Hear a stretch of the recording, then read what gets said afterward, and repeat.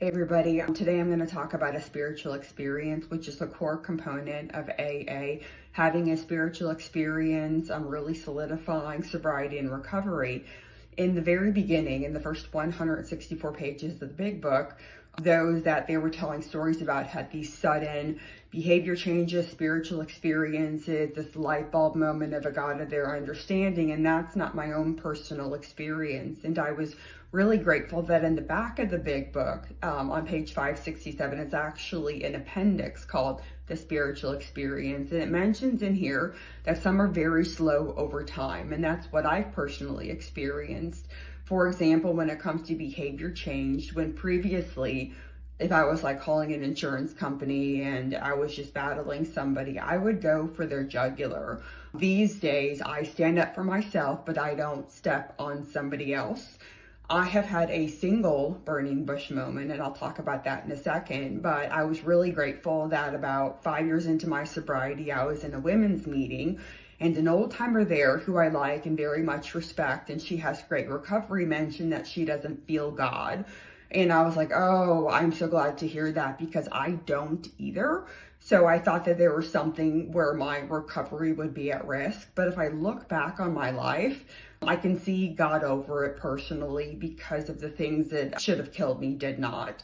When it comes to my single burning bush moment, around 10 years sober, I have a ginormous Bubba of a lab and golden retriever who is food obsessed. And he managed to get a hold of a bag of Doritos, a sandwich bag of Doritos, which ultimately led to a blockage.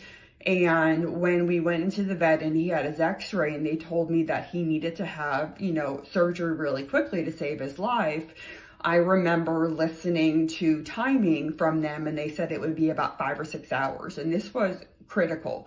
He needed to have this immediately. So I called over to another emergency vet, and they could take him and do surgery immediately. So while I was driving over there, having had another Shih Tzu years ago who also had a blockage at 10 years old, he ate something he shouldn't have. So it was very random.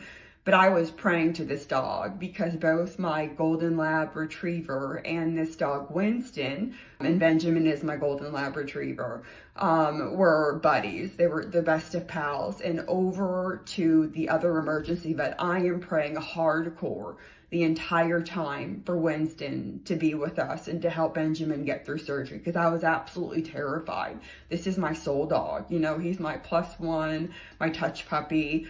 And when we got there, it was actually pretty empty. And when I had been there with Winston for his emergency surgery, it was pretty busy, even though it was 1 a.m. So there were 12 rooms, and they walked us and put us into a room, and we just sat there and waited for the doctor to come in, which was on the back wall. And I was sitting sideways. And the doctor came in, he assessed how Benjamin was doing and took him back. And I remember once I walked Ben out the door, I turned around, and next to the door that we entered at, there was a painted picture of his Shih Tzu that looked dead on like Winston. So it was an incredible experience, and I felt like, gosh, something heard me, and I knew in that moment Benjamin would be okay. But that was the only and single burning bush moment that I had, but it was deeply meaningful to me that I had that. So thanks for listening.